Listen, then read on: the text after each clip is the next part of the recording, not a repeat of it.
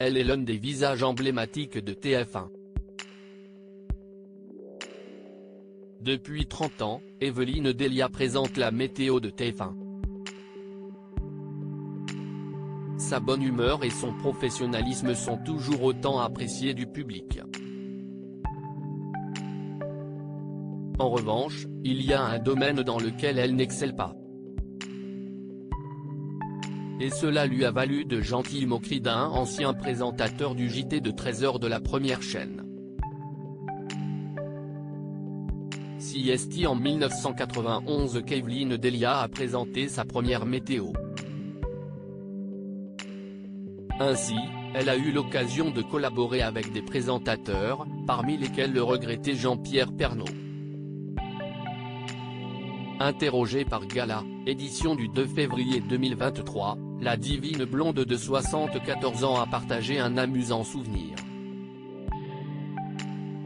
Nos confrères ont souhaité savoir quel don elle aimerait avoir. Chantez juste, a donc répondu la star de TF1. Bon, maintenant Evelyne, va chanter les amis. Si elle a eu l'honneur de rejoindre Julien Doré sur scène à Bercy lors de l'un de ses concerts, elle a vite précisé que ce soir-là, elle n'a pas donné de la voix.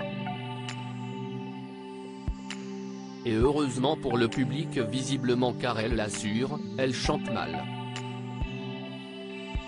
On m'a proposé souvent de faire Danse avec les stars, mais jamais The Voice. Mais je chante hyper faux, on riait souvent avec le regretté Jean-Pierre Pernaut quand il disait, à la fin d'un repas par exemple, bon maintenant Evelyne, va chanter les amis. Et c'était la rigolade, a-t-elle confié à Gala.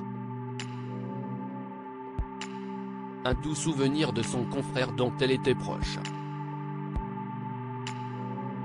Evelyne Delia a ensuite révélé son secret inavouable. J'ai gardé dans un tiroir chez moi tous les pains de TF1. C'est rigolo car un jour, en faisant du rangement, ils se sont mis à parler, c'était la mode des pains qui parlait. Ils sont collectors, a-t-elle déclaré. Lors de l'annonce de la mort de l'époux de Nathalie Marquet en mars dernier, Evelyne Delia avait pris la parole sur les ondes de RTL, afin de faire part de sa tristesse. La nouvelle est arrivée, brutale, soudaine. Jean-Pierre, c'était 40 ans de vie professionnelle et puis aussi d'une énorme amitié, a-t-elle rappelé. On a toujours travaillé ensemble.